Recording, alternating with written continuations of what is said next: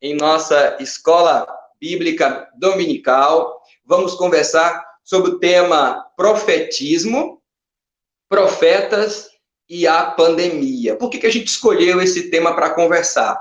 Bom, nesse momento de pandemia, mais do que nunca, urge a necessidade da igreja revelar o seu caráter profético. Mas falar do caráter profético da igreja, consequentemente, é desmistificar o pensamento que a gente tem errado acerca do que é profeta, profecias e profetismo. E nessa manhã a gente vai conversar um pouquinho sobre o profetismo em Israel, como se dá esse primeiro movimento profético. Vamos conversar sobre os profetas, levando em consideração os textos proféticos maiores e menores da Bíblia.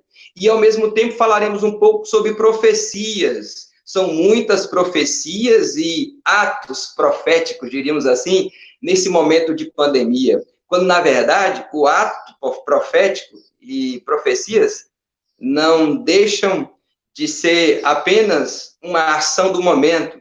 Não é algo como voz de denúncia, como, de fato, o movimento profético nos ensina a fazer.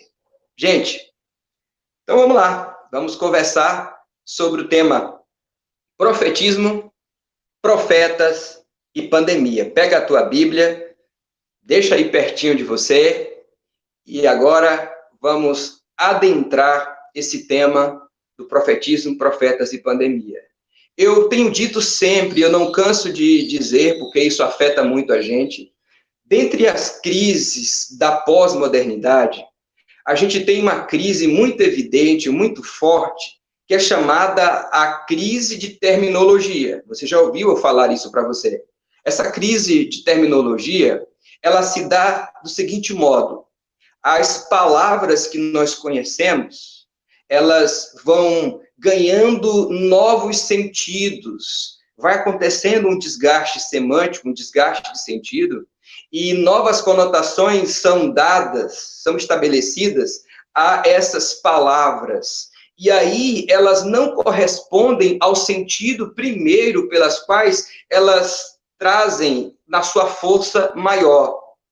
Entre essas palavras, a gente tem profetismo, profetas e profecias.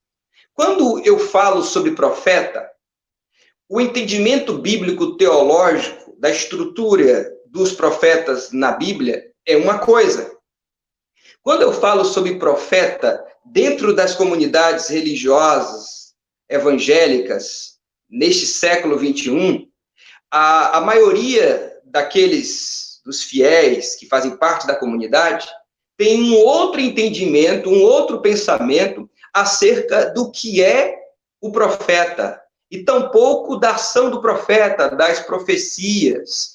E isso é muito ruim, porque tira da Bíblia a força, a beleza, o significado do que de fato é o profeta, o papel do profeta, a sua ação no mundo, e o que é o profetismo, tá bom? De cara, a gente pode fazer distinções. A primeira distinção que a gente pode fazer é de profecias como ação de uma fala que parte de um movimento carismático. E eu chamo aqui de movimento carismático aquele movimento que a gente conhece na igreja, que envolve a expressão mais litúrgica da ação.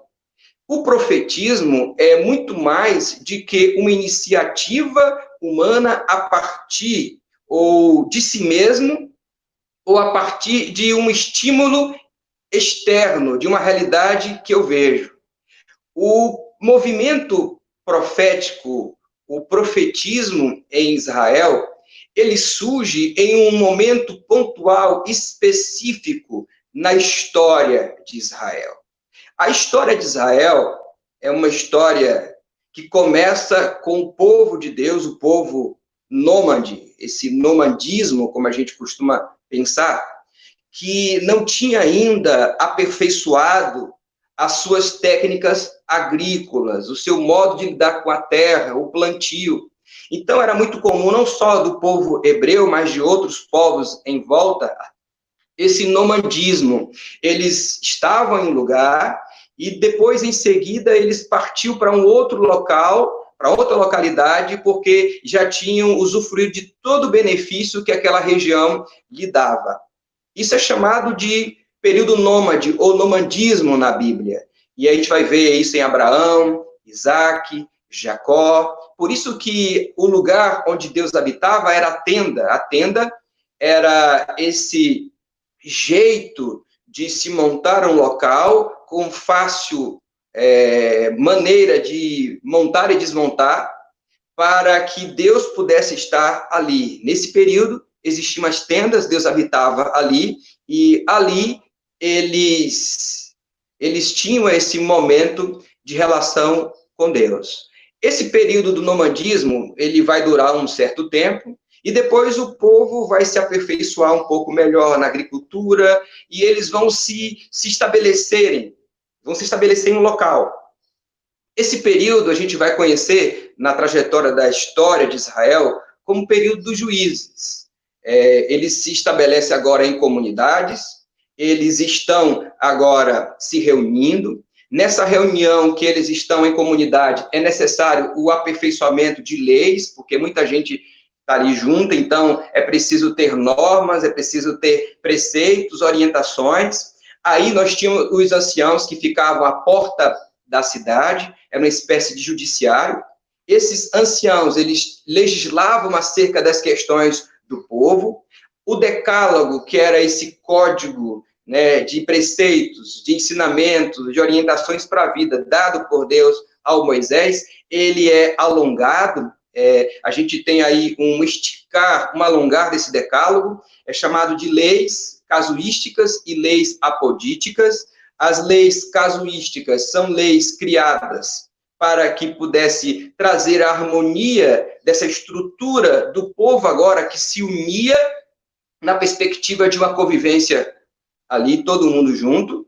E quando o inimigo chegava, e eram vários inimigos ali em volta, quando esses inimigos chegavam ali, Deus levantava um homem, uma mulher, alguém com esse simbolizar do que no futuro a gente saberia e teria como ação do Espírito de Deus. Ele vinha, o Espírito, sobre um homem, sobre uma mulher, e a gente vai chamar na Bíblia isso de juízes, e Deus fazia com que esta pessoa fosse o libertador daquele momento de crise. Nós temos vários juízes, o Gideão, a Débora, o Jefité, o Sansão, gente com poderes extraordinários dados pelo Espírito Santo de Deus, para livrar o povo de inimigos ou de qualquer situação de perigo.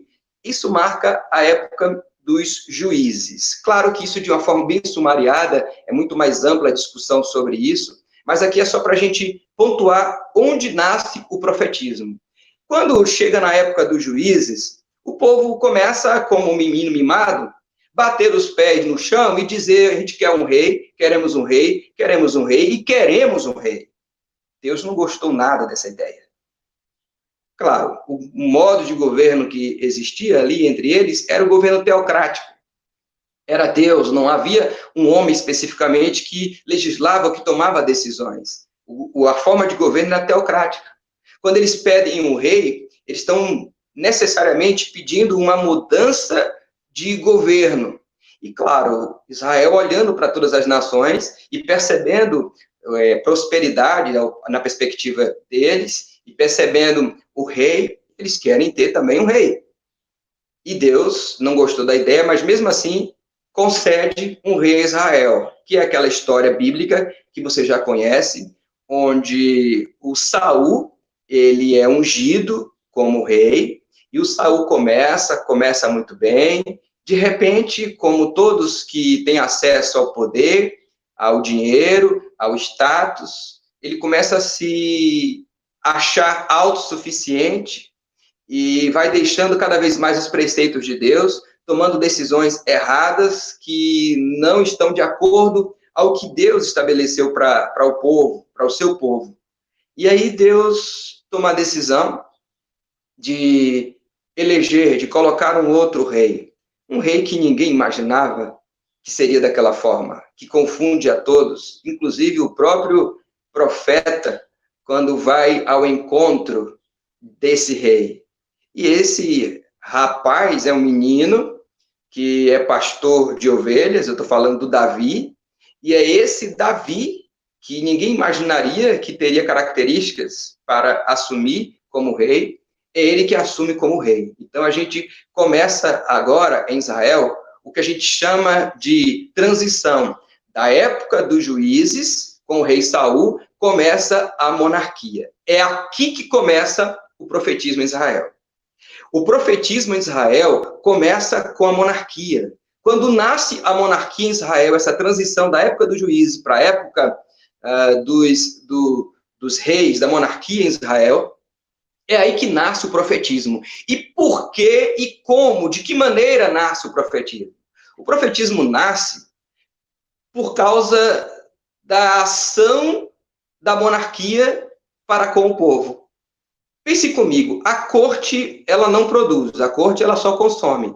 E quem é que mantém a corte? O harém, as várias mulheres, os serviçais, o castelo de inverno, todos os benefícios que o rei tem ali para ele. Quem é que mantém tudo isso? Quem mantém isso é o povo. E como o povo mantém isso? Pagando imposto, sendo oprimido para que pague imposto, dando parte daquilo que se produz para o rei.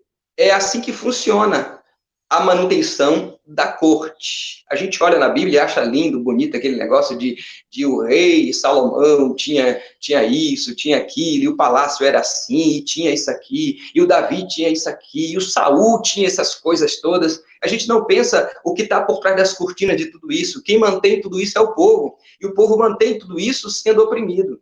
E é aí que nasce a monarquia. Deus levanta profetas, homens, mulheres profetisas, a Bíblia não menciona por conta de uma cultura patriarcal, mas tem profetisas também na Bíblia. O próprio livro de Isaías, a gente vai perceber em estudos mais à frente, que parte de Isaías, que são 3 autores, na escrita do livro de Isaías, a gente tem ali uma mulher escrevendo, uma profetisa também escrevendo, o Deutero Isaías, o próprio Isaías, enfim. Nós vamos perceber que a monarquia nasceu com esse pedido do povo contra a vontade de Deus, e quando o povo começou a ser oprimido, aí começou o movimento profético, começou o profetismo. O profetismo nasce em Israel quando nasce a monarquia. E o profetismo é esse movimento que agrega profetas com escolas de profetas, para que eles possam ser boca de Deus para denunciar todo tipo de mazela. Quando o homem começou a ser oprimido para uma corte que só consome e não produz, Deus levantou profetas. O profeta, no seu estado primeiro, de início, colocado por Deus, é este homem, é esta mulher, que é boca de Deus para denunciar todo o tipo de mazela, todo o tipo de opressão. Hoje, na sociedade, a gente tem órgãos como os direitos humanos, a gente tem hoje o Conselho Tutelar, a gente tem hoje o Estatuto do Idoso, a gente tem uma série de coisas hoje que garante direitos a várias pessoas. Naquela época, quem garantia direito de pessoas era o profeta. O profeta era aquele que denunciava, era aquele que falava, era aquele que dizia. Quem nunca ouviu falar da história do profeta Natã, que coloca o dedo na cara do Davi e fala: és tu, Senhor, és tu, ó rei, este homem duro. Quem nunca ouviu falar do Elias que corre do Acabe? E por que Elias corre do Acabe, da Jezabel? Ele está correndo porque ele é boca de Deus, porque ele denuncia, ele fala de um governo violento, um governo que oprime o pobre, ele fala sobre todo tipo de mazela, ele está falando sobre a pobreza que o povo está vivendo e está falando sobre uma série de coisas. Quem nunca ouviu falar das profecias do Jeremias, quando Jeremias começa a denunciar o sistema político e econômico vigente da época, do Amós? Então, vejam só, os profetas, que são do movimento profético, do profetismo, eles surgem com esta ideia de denunciar, de falar, de dizer tudo aquilo que está errado diante da sociedade. De cara, você está percebendo que nada tem a ver o movimento profético, o profetismo, como ele surge no período da monarquia, com o entendimento que se tem hoje, que se é falado nas comunidades evangélicas, sobretudo nos meios de teologia pentecostal e neopentecostal. Fala-se muito sobre o profeta como aquele que adivinha o futuro. O profeta é muito mais do que aquele que adivinha o futuro. O profeta é aquele que denuncia. A gente vai perceber no movimento profético, eu quero a tua atenção para esse destaque que faço aqui, vamos perceber uma coisa muito importante que ocorre no movimento profético. O movimento profético, o profetismo, esse que você já sabe que nasce com a monarquia em Israel, esse movimento profético, ele é feito de duas formas. Nós temos o que nós vamos chamar de profetismo de corte, profetismo literário e também o chamado profetismo marginal. O profetismo de corte era o profetismo que acontecia da seguinte forma: para o rei ser nomeado como rei, existiam duas formas do rei ser eleito rei, ser colocado como rei. Uma é a unção profética, a gente vê isso com Saul, a gente vê isso com Davi, e a outra forma é a hereditariedade davídica. Tinha que pertencer à família, à descendência ali do Davi. Aí tinha o direito garantido. Mas naquela época, várias pessoas, qualquer pessoa, poderia um profeta chegar para ela, ungir rei, e ela criar um movimento ali e destronar o rei e assumir como rei. Mesmo não sendo da hereditariedade davídica, que é uma segunda alternativa para se tornar rei, mas tem a primeira, que é a unção profética. Até hoje, na Inglaterra, você vai ver reis, rainha, e você vai ver em filmes medievais também, que para que eles sejam colocados como rei, existe a ação do profeta, ou no caso do sacerdote, ali dando esse aval para que ele se torne rei. No antigo Israel, funcionava também assim. No período da monarquia, funcionava assim. Esse é o profetismo de corte. Então, o que os reis faziam para que eles mantivessem o seu trono seguro? Eles pegavam todos os profetas que eles podiam pegar e chamavam os profetas para que pudessem morar no palácio. E aí eles davam uma suíte master para cada profeta, e eles davam todas as regalias para o profeta ficar no palácio. Mais gente no profeta, mais gente para manter, e mais o povo seria oprimido para poder manter mais gente no palácio. Mais comida, mais tudo. Esse movimento é conhecido na história, aqui, como profetismo de corte. O profeta que fazia parte da corte. E todas as vezes que o rei queria ouvir uma palavra acerca de Deus, o rei vai à guerra. Então eu quero saber se Deus Yahvé, ele vai estar com a gente, ele vai estar conosco. Então ele ia e consultava o profeta, que também era chamado de vidente, o profeta ou vidente. Consultava o profeta e o profeta dizia para ele: ó rei, de fato, tu és grande, maravilhoso, tu vais ganhar a batalha.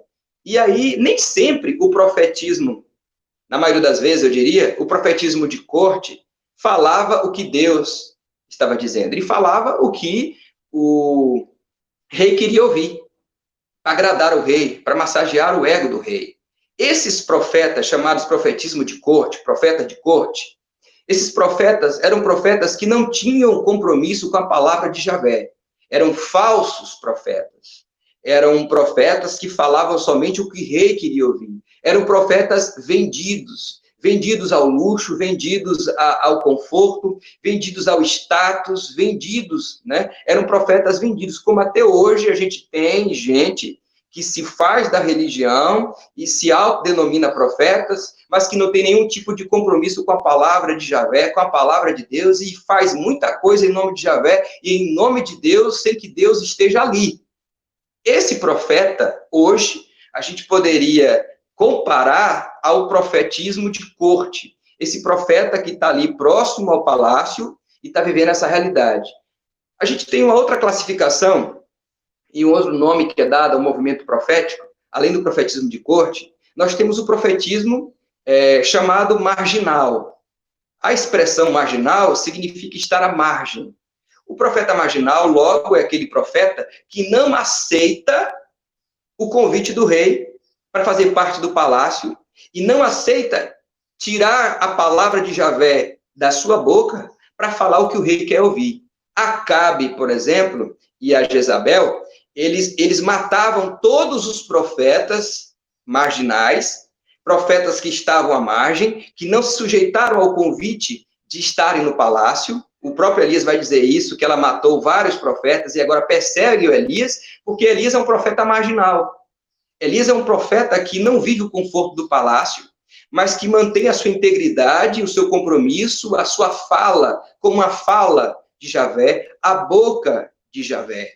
Esse Acabe tenta matar Elias, porque Elias, estando fora do palácio, é uma possibilidade, dentre vários outros profetas que ele já tinha matado, de ungir o rei, o que é unção profética, e essa pessoa ungida como rei poderia assumir o palácio e matar o Acabe e tomar todo o status de rei que o Acabe vivencia.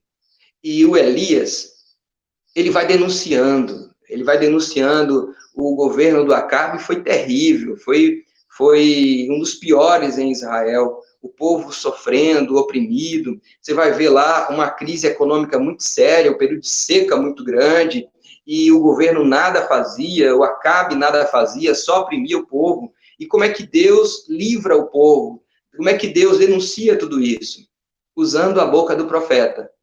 Esse é o profeta marginal. Nós temos Jeremias como profeta marginal, nós temos vários outros profetas também. Nós temos uma terceira classificação. Eu falei para você sobre o profeta de corte, que era aquele profeta que não tinha nenhum compromisso com a palavra de Javé, submetia ao conforto do palácio e falava o que o rei queria ouvir. Eu te falei sobre o profeta marginal, que é o oposto do profeta de corte, ele não aceita o convite do palácio e ele está vivendo em compromisso com a palavra de Javé, ele denuncia, ele fala, é por isso que ele é perseguido. E agora eu quero te falar sobre o profetismo literário, escolas de profetas. O profetismo literário, como o próprio nome já diz, né, pressupõe, tem a ver com escrita, com documentos que foram escritos. Nós temos os profetas literários, foram aqueles profetas que escreveram, que relataram suas profecias, e ao mesmo tempo, na sua profecia, relatou situações que envolviam a economia, a questão social do povo, o estado de domínio, tudo isso. A violação dos direitos humanos, podemos pensar assim. Eles escrevem. Quem são esses profetas literários?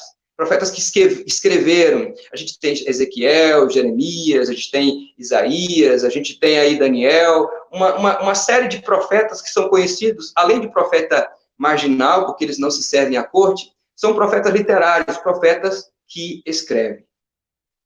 Profetismo surge com a monarquia, como uma alternativa usada por Deus para denunciar todo tipo de mazela, porque a corte, ela não produz, ela só consome. Bom, a partir daí, a gente tem o movimento do profetismo, o movimento profético. Profetismo de corte, profetismo literário e profetismo marginal. Esses três movimentos do profetismo, eles vão durar do período de Saul, quando nasce a monarquia, Davi, Salomão, depois vem as divisões dos reinos, o Roboão, que é filho do Salomão, ele vai ficar ali com a tribo de Judá e a tribo de Benjamim, vai ficar no reino do sul, o reino de Judá, a capital de Jerusalém, e o Jeroboão, que era uma espécie de assessor político no governo do Salomão, ele vai estar à frente ali das 10 tribos no reino do norte, na capital de Samaria, no reino de Israel. Ali também a gente tem reinos, norte e sul, e nesses dois reinos a gente vai ver de forma muito mais evidente também a ação profética, a ação dos profetas. A gente tem, por exemplo, o Daniel, que ele é profeta e ele profetiza na corte do Nabucodonosor. Nós vamos ter o Jeremias, que ele vai ficar, na época de exílio da Babilônia, ele vai ficar com aqueles que permaneceram em Judá, e a profecia de Jeremias vai se dar com aqueles que estão sofrendo a dor de ter sido tirado muitos e levados para a Babilônia, e eles estão agora sob o domínio da Babilônia. Nós vamos ter o Amós, que ele, de fato, o Amós é um profeta que não tem características de profeta, ele é um cuidador da terra, ele é alguém que cuida de animais, alguns chegam a dizer era vaqueiro, uma linguagem mais popular, e Deus chama o Amós, e o Amós vai para o reino do norte, o reino lá de Samaria, a capital Samaria, o reino de Israel, para falar das mazelas do povo que está acontecendo lá no reino do norte. A gente tem no reino do norte várias dinastias, e nenhum rei, repito, nenhum rei do reino do norte agradou ao Senhor. Nenhum rei. A gente tem no reino do sul, poucos, me parece que são 8 apenas, que agradaram ao Senhor no reino do sul. Então, percebam que a monarquia em Israel é construída a partir de uma estrutura de opressão, de domínio do povo, de crise social, econômica e política. E qual é a voz que o povo tem? A voz que o povo tem é a voz do profeta. É o profeta que dá voz àquele povo que não tem voz. É o profeta que dá visibilidade para aqueles que não têm visibilidade. E por que, pastor, escolher o tema profetismo, profetas e pandemia? Porque mais do que nunca, a gente viu isso em toda a Bíblia, quando a gente está vivendo um momento de crise política, social como um todo, econômica, e todos os meandros da sociedade afetados por essa crise, evidencia, ou deveria se evidenciar, a voz profética da igreja.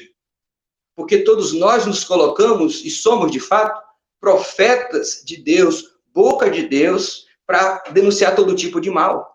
No entanto, existem muitas igrejas e muita gente fazendo muita coisa boa, mas também tem muita igreja e muita gente silenciada. Muita gente que está escondida debaixo da mesa, com medo ou se autoprotegendo, como fizeram os discípulos com a crucificação de Jesus, se escondendo com medo. Ou alguns lamentando o que eles imaginariam que deveria acontecer.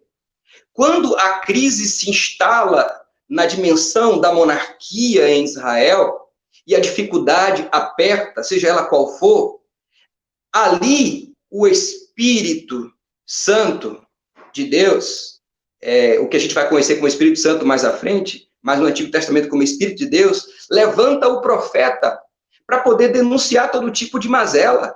A nossa comunidade de fé, a nossa igreja, não pode calar a sua voz diante da mazela, diante do mal, diante de uma economia que só está cada vez mais sendo complicada e complicada, diante de situações onde o oprimido cada vez mais fica oprimido. Se você pegar a profecia de Amós no Reino do Norte, você vai encontrar Amós fazendo uma crítica muito dura, inclusive ao povo, dizendo, olha, que adianta os cultos de vocês? Que adianta o ajuntamento solene de vocês? Deus está cansado de tudo isso. O que ele quer é que a justiça seja proclamada. O que ele quer é que o seu nome seja exaltado. O que ele quer é uma ação concreta, real, na vida. Os templos se fecharam. E muitas igrejas se acovardaram. E muitos cristãos se acovardaram. Estão consumindo como uma espécie de programa religioso nas lives, não que isso seja ruim, não é isso. Mas quando isso é o único alimento nesse período de pandemia, sem uma ação real e concreta, isso é complicado. Eu tenho hoje um menu. Eu vou abrir o meu menu e vou ver qual tipo de live eu vou assistir hoje, eu vou ouvir. Enquanto isso, eu estou em casa, protegido, eu estou em casa calado, eu estou em casa silenciado, silenciada, eu estou em casa esperando passar tudo isso para voltar para a igreja. Gente, mais do que nunca, precisamos ser voz de Deus no mundo. E, por exemplo, tem muita gente falando assim, eu sou profeta de Deus. Se você perguntasse, se a gente tivesse a oportunidade de perguntar essas personagens aqui do profetismo que a gente viu e conhece do Antigo Testamento, nenhum deles queriam ser profeta. O Jeremias vai chegar a dizer o seguinte, ele vai amaldiçoar o ventre da mãe que ele nasceu. Ele vai dizer, maldito aquele que deu notícia para o meu pai. Porque o Jeremias tem uma compreensão interessante, ele fala o seguinte, ele diz que ele não queria ter nascido. E essa é a compreensão, porque assim, quando você é chamado por Deus para viver essa dimensão profética, só existem duas alternativas. Se você vive, você não consegue se desvencilhar do chamado da profecia para ser profeta. A única alternativa que resta é você não ter nascido ou você morrer. E o Jeremias pede para morrer, porque ele sabe que é a única alternativa que ele tem para não ser profeta. Agora, por que o Jeremias faz isso? O Jeremias faz isso porque o profeta, ele sofre quando ele passa a mensagem. O profeta, ele sofre duas vezes. Eu falei para vocês que o profetismo, ele tem marcado ali 3 movimentos. Ele tem o profetismo de corte, o profetismo literário e o profetismo marginal. Nesse profetismo de corte, nós temos o falso profeta. Aí você pode me perguntar, como que faria, como é que a gente faz, como é que se fazia na época essa distinção do verdadeiro profeta para o profeta verdadeiro? Bom, a Bíblia, os autores dos textos bíblicos ali, sobretudo do profetismo, eles vão resolver o problema da seguinte forma, eles vão criar uma fórmula fixa do profetismo. O que é essa fórmula fixa do profetismo? É uma espécie de cabeçalho. Como assim cabeçalho? É assim, para você ler um texto ou ouvir uma profecia e ter a certeza de que essa profecia, de fato, é de Deus, não é de um profeta que está te enganando, eles criaram um cabeçalho. É uma expressão hebraica chamada assim, Ko, Amar, Yarvé, que quer dizer, e assim diz o Senhor. Assim diz o Senhor. Por isso que você vai encontrar essa expressão por diversas vezes nos textos de Ezequiel, de Isaías, de Jeremias e Daniel, dizendo, e assim diz o Senhor. Assim diz o Senhor. Assim diz o Senhor. Essa é a fórmula fixa do profetismo em Israel. E aí, quando você pega o texto e você verifica essa fórmula fixa, você sabe, sim, aqui, de fato, é o profeta marginal, não é o profeta de corte, é o profeta que tem compromisso com a palavra de Javé. É esse profeta que está falando aqui. Uma outra coisa que é bom que se diga, que é importante, é que o profeta, ele sofre 2 vezes quando ele passa a mensagem. Ele sofre porque a palavra acontece a ele. Você já viu a expressão, veio a mim a palavra do Senhor? Hoje, anos de distância desse movimento profético, e a gente imagina que veio a mim a palavra do Senhor, significa que a gente ouviu uma voz, uma espécie de epifania, uma coisa, embora isso acontecesse com alguns profetas, como no caso do próprio Isaías, no seu chamado profético, mas esse e veio a mim a palavra do Senhor, significa dizer que aconteceu na minha vida a palavra do Senhor. E eu vou te falar, é duro isso. E eu digo por quê. Lembra do profeta Oséias? Deus queria passar uma mensagem para o seu povo. E lá em Oséias diz assim, veio a mim a palavra do Senhor. E como foi que veio a palavra do Senhor? Oséias, casa com a prostituta. Como assim uma prostituta? Casa com a prostituta.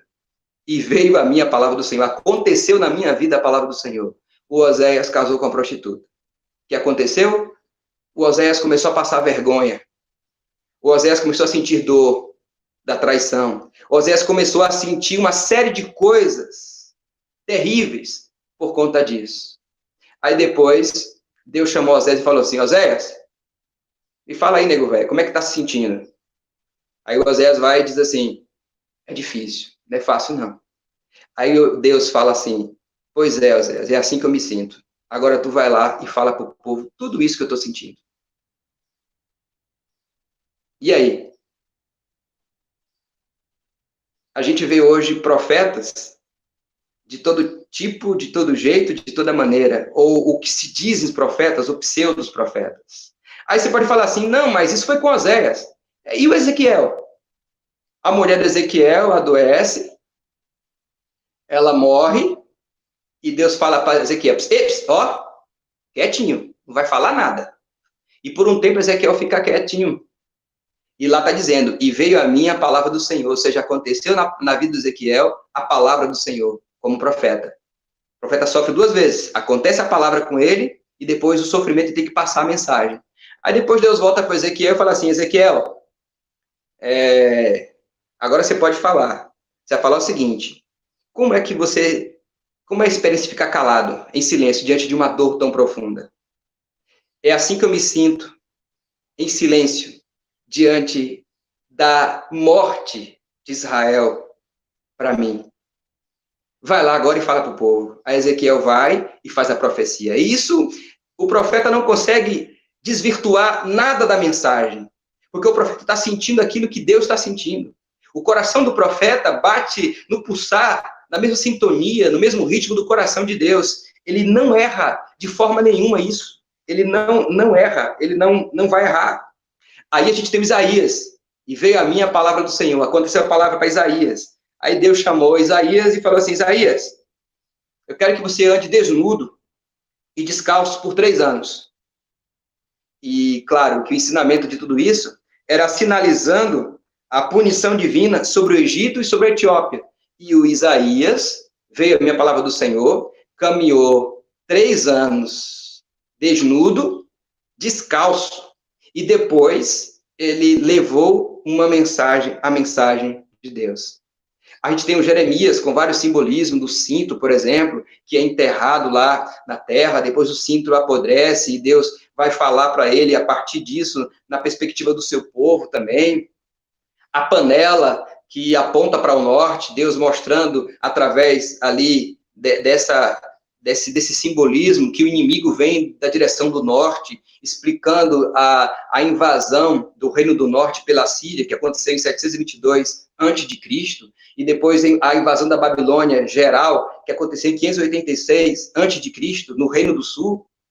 A gente tem, assim, Deus falando, eu poderia enumerar aqui vários profetas que a palavra de Deus aconteceu na vida deles. Agora, hoje, a gente tem um monte de gente dizendo que é profeta de Deus, e falando de coisas que vão acontecer, e geralmente as profecias se dão no âmbito da caixa de promessa. Tudo coisa boa, Deus vai te dar uma chave, Deus vai te dar uma vitória, Deus vai te dar uma bênção. Ei, não é por aí. O profetismo em Israel, o profeta, ele surge como voz de Deus para denunciar todo tipo de mazela. Então você pode me perguntar, pastor, qual é hoje a ação profética da igreja que se assemelha ao profetismo em Israel? Simples, denunciar. Quando a igreja vai à Câmara de Vereadores, quando eu vou, como igreja que sou, em Jesus, denunciar. Quando eu falo sobre os moradores que estão lá na zona de risco, na rua, e que ninguém olha por eles, nem o poder público, ninguém. Quando eu denuncio crianças que são abusadas sexualmente, quando eu denuncio a violência contra a mulher, quando eu luto contra o racismo que está introjetado na sociedade, racismo estrutural, esse racismo que, sobretudo, ainda existe, sobrevive e está, inclusive, na igreja como micro-sociedade, fruto de uma macro-sociedade, isso é uma ação profética. Ei, tem muita gente por aí, nessa pandemia, fazendo ato profético. Presta atenção que eu vou falar para você. Não existe na Bíblia ato profético. Ei, repito, não tem ato profético na Bíblia como a gente está fazendo aí hoje. Não tem. O que é um ato profético? O ato profético é levantar a mão para cima e determinar alguma coisa. Isso não é ato profético. O ato profético é a igreja pregar um monte de cartazes e sair na rua falando contra o racismo, por exemplo. Isso é um ato profético. Um ato profético é quando a igreja começa a falar sobre um governo corrupto, quando a igreja começa a denunciar a corrupção, que esses recursos não chegam aos menos favorecidos, que vivem sem educação, de qualidade, sem um atendimento médico, sem essas coisas. E o dinheiro chega aos políticos e não chega ao povo. E o que a igreja faz? A igreja cruza os braços e assiste a tudo isso, fazendo atos proféticos. Vamos vencer a pandemia fazendo ato profético. Vamos levantar a mão nos 4 bairros da cidade. Ei, se a gente quer vencer a pandemia, não é fazendo ato profético dessa forma. O ato profético é sendo voz de Deus no mundo sem voz, um povo sem voz. O profeta traz uma voz de esperança. O profeta, ele fala em nome do povo e também fala em nome de Deus para o povo e do povo para Deus. O profeta é aquele que intercede do povo para Deus e fala: Deus, tem misericórdia desse povo que está sofrendo, povo miserável, que vive em estado de miséria. Isso é a voz profética de Deus. Ato profético, quem faz isso, tenta usar textos isolados na Bíblia para legitimar uma ação litúrgica. Ato profético hoje é entendido como ação litúrgica. Ato profético na Bíblia, dentro do profetismo, é ação de denúncia, é voz de denúncia. É voz de denúncia, ao mesmo tempo voz de esperança para o povo que precisa. A gente não vai vencer a crise no mundo amarrando, determinando e fazendo atos proféticos. Tudo isso aí é uma roupagem moderna, litúrgica, para um pacote entregue ao homem moderno. Um homem que é imediatista, que não gosta de processos, um ser humano moderno, pós-moderno, que não gosta de se envolver com as coisas, em processos longos, é imediatista. E aí a gente tem em alta a confissão positiva, que substitui compromisso e fidelidade a Deus. É muito mais fácil ter uma confissão positiva. A gente tem aí a sacramentalização do material. É muito melhor eu buscar elementos ungidos, a vassoura, o lenço, o sabão, enfim, uma série de coisas que dizem ser ungidas, para, ao mesmo tempo, deixar o compromisso de Javé com as pessoas. A gente está vivendo um mercantilismo religioso, gospel, muito forte, porque tudo que tem o nome de Jesus vende e virou produto de mercado. Nós estamos vivendo o triunfalismo, a mensagem triunfalista. Hoje a era coach, é aquela mensagem que só massageia o ego. A mensagem do profeta, do profetismo, ela não massageia o ego, não.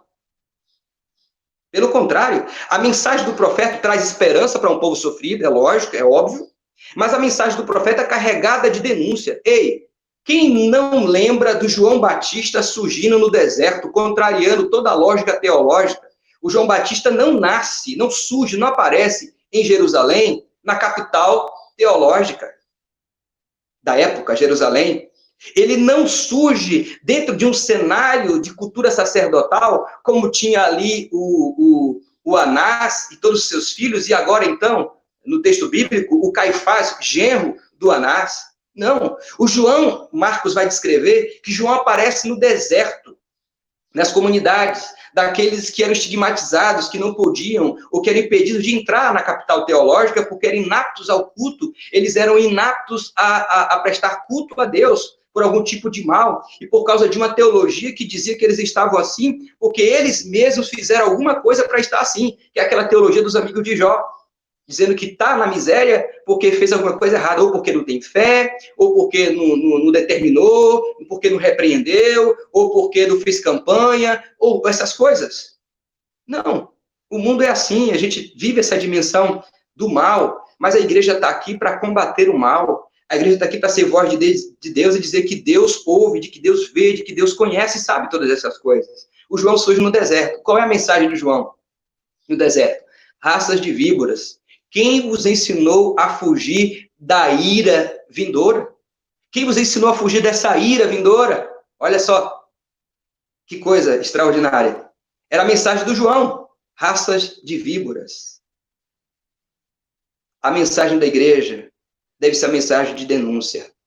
Por isso que quando me perguntam, pastor, a igreja deixou de acontecer os cultos? Eu digo, as celebrações deixaram de acontecer no templo, mas a igreja continua com a sua atitude profética, tentando dar voz àqueles que não têm voz e fazendo a sua parte. Eu estou dizendo, a gente faz praticamente nada, a gente não está fazendo nada diante de toda a urgência que nós temos para aqueles que precisam.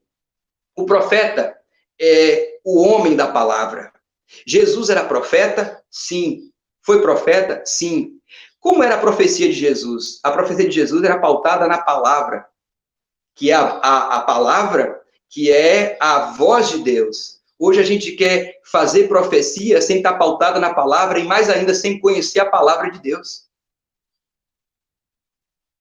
Me perdoe, mas entre ir a uma praça pública, ficar levantando a mão e orando, eu prefiro estar servindo um pão, eu prefiro estar vivendo a dimensão da fé prática e real.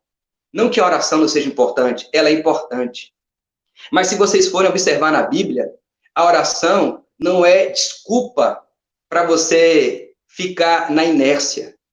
Você vai encontrar Abraão creu, mas saiu da sua terra e da sua parentela.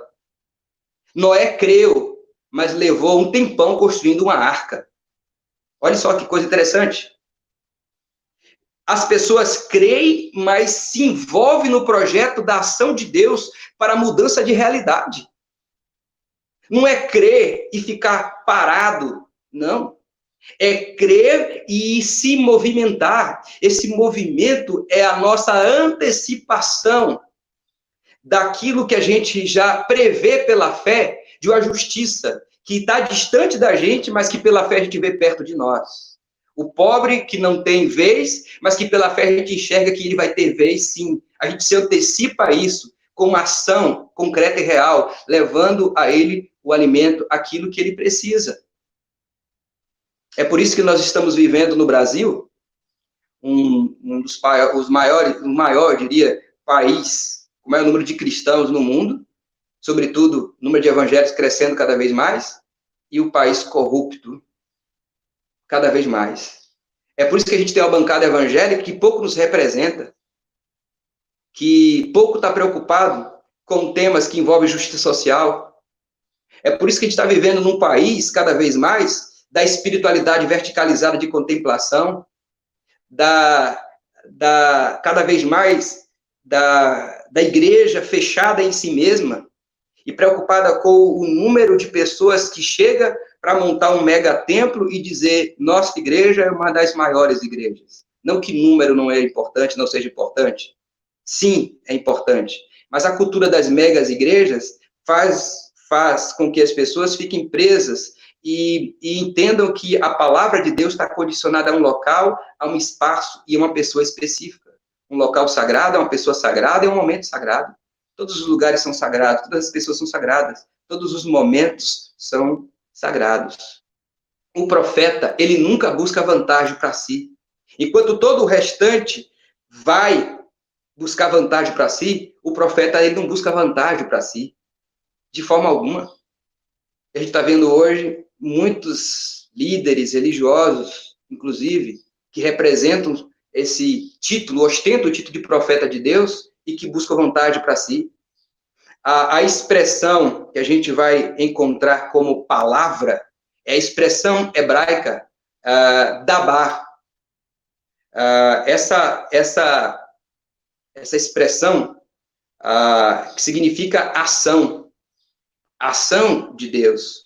O profeta que leva a palavra de Deus, palavra, dabar, ele carrega a ação. Porque dabar em hebraico tanto é palavra como é ação. Então, dizer que eu carrego a palavra de Deus é dizer que eu carrego a ação. Eu carrego a ação de Deus. Eu carrego a ação de Deus no mundo. O próprio Jesus, o evangelista João, vai entender e compreender isso, e ele vai atualizar o conceito de dabar, que é hebraico, para a comunidade da época, que é a comunidade grega, e ele vai traduzir o texto, a expressão dabar em hebraico, palavra, para o grego, que é logos, discurso, que é palavra também. Ele vai dizer, no princípio era logos, ou dabar, em hebraico. O dabar estava com Deus, e o dabar era Deus. E o que é que faz? Olha só, perceba comigo. O que é que faz o mundo ser mundo e as coisas acontecerem? Dabar, palavra. E quem é a palavra? Jesus. Quem é Jesus? O profeta de Deus, o Filho de Deus. A ação da palavra gera a vida e a estrutura e o ambiente em que nós todos vivemos, o mundo. A expressão Dabar, Jesus, palavra, a ação de Jesus gera toda essa ação de salvação para todos nós. A ação Dabar, palavra, em nós, como profetas de Deus, palavra, gera toda a ação no mundo para reordenar o caos que a gente vive nesse mundo, para trazer a paz. Perceba a ligação desde o Gênesis. Palavra. O profeta é aquele que carrega o Dabar, a palavra, o Logos. E a palavra, ela é parte intrínseca ao profeta. O profeta, em si, ele é a palavra de Deus. Não só o discurso, o verbalizar, mas a sua vida, a sua ação é a palavra de Deus em ação, em funcionamento, em ação. Você tem sido palavra de Deus na sua ação? Porque não é só o discurso do profeta, é a ação de Deus, é a ação do Senhor. Nós precisamos de homens como Amós, que aponta o dedo para aqueles que estão no centro do poder, e ele reclama da injustiça. Amós fala de um culto cheio de liturgia e de um povo que não se importa com os que sofrem. Nós precisamos de profecias como a de Jeremias, que além de lamentar, muitas vezes, de reclamar pela profecia, porque ele queria vivenciar um mundo melhor, ele não deixou de trazer a mensagem de esperança para o povo. Nós precisamos, assim como Daniel, ser íntegros com Deus, íntegros com a nossa ação.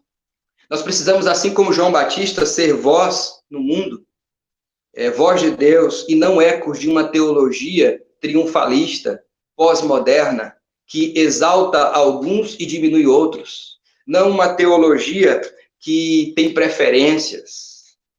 Não uma teologia caracterizada pela Europa, que demoniza a África e coloca tudo que é africano como sendo do diabo ou sendo do mal. Nós precisamos ser como João Batista, que é sinal histórico do reino de Deus no mundo. Quem olha para João, vê em João o sinal histórico do reino de Deus. Nós precisamos, assim como Oséias, falar para aqueles que estão distantes de Deus, abandonar aquilo que é pecado e se aproximar de Deus. Nós precisamos denunciar como Ezequiel denunciou. Nós precisamos viver essa realidade da profecia, ser profetas de Deus.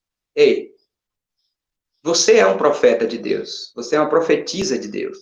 Você carrega a ação e o discurso, Dabar, palavra, que gera a vida, que reordena o caos, que organiza as coisas, que traz harmonia. Você e eu, nós somos isso. Não confunda profeta com movimento carismático, tá? Você pode me perguntar, pastor, então não existe profecias? Existe a profecia que é colocada lá atrás por o apóstolo Paulo, na categoria de dons, mas se a gente for verificar essa profecia que o apóstolo Paulo coloca lá, na sua carta aos Coríntios, ele vai dizer o seguinte, que dom de profecia não é falar do futuro, segundo Paulo, como muitos estão achando. Eu quero te dizer que vai vir um acidente, um problema na tua família, não. Segundo Paulo, o dom de profecia não é falar do futuro, mas de acordo com o texto, o dom de profecia, Paulo vai dizer, que é para edificar, exortar e para consolar. É isso aí. Coríntios 14, 3. Paulo vai dizer que o dom de profecia é para edificar, exortar e consolar. Não é para falar de coisas futuras que vão acontecer. De forma nenhuma. Gente, nós estamos vivendo uma imaturidade bíblico-teológica muito forte. Textos são deturpados e são falados sobre ele sem nenhuma autoridade, sem nenhum entendimento sobre o texto. Mais do que nunca, a igreja tem que examinar as escrituras sagradas. E cada vez mais, assim como Lutero fez na prática da igreja, na Reforma Protestante, a gente tem que buscar a nossa prática e avaliar e analisar com o texto bíblico se isso de fato está correto, se isso acontece.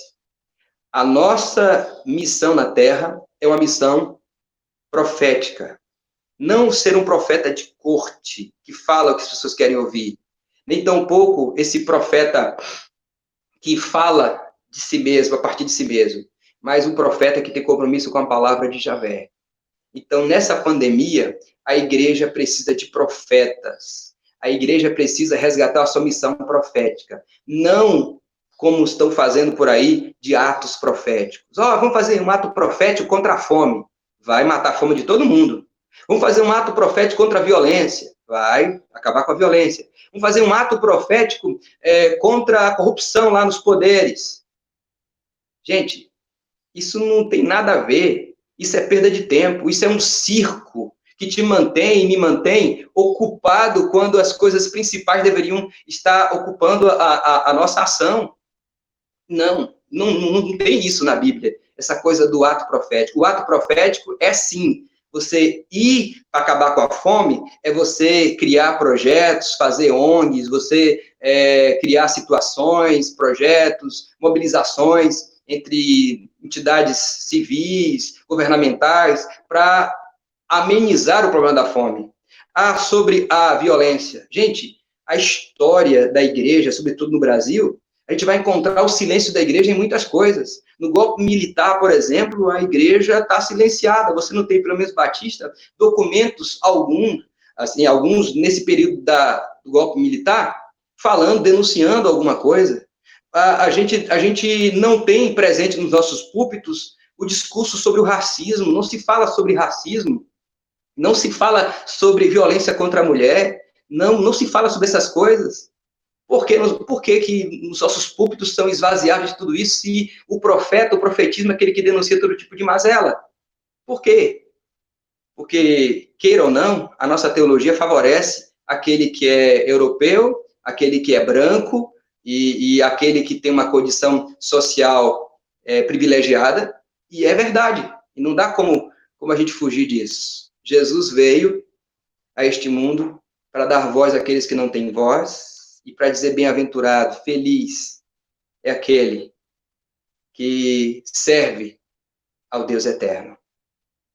Eu vim aqui nessa manhã para dizer que você é profeta de Deus, que você é uma profetisa de Deus, e que profeta é ação, palavra que é ação, e que mais do que nunca devemos ser essa ação no mundo. Eu vim aqui para te dizer, para te falar, que nessa pandemia você não pode olhar só para si mesmo, para o seu conforto. Você precisa sair. Quem é você nessa pandemia? Quem é você nessa pandemia? Se você não pode por conta do seu trabalho, contribua. Se você não pode contribuir, ore, dedique tempo aos pés do Senhor, orando por aqueles que estão lá, para Deus proteger, para que eles sejam protegidos, para que não adoeçam, para que Deus mobilize mais pessoas, voluntários, para a ação. Eu sei que tem muita gente na nossa PIB trabalhando, mas também eu sei que tem muita gente em casa, fechada em si mesma. Isso machuca o nosso coração. Eu sei que tem muita gente que está trabalhando e está crescendo em Deus, e está sendo profeta de Deus. Mas eu sei que tem muita gente como um profeta de corte, só vivendo esses benefícios que cada um proporciona a si mesmo em casa e deixando toda a realidade. Avalie um pouco a sua vida. Pense a respeito disso. Profetismo, profetas e pandemia. Pense sobre esse tema, sobre a nossa conversa de hoje.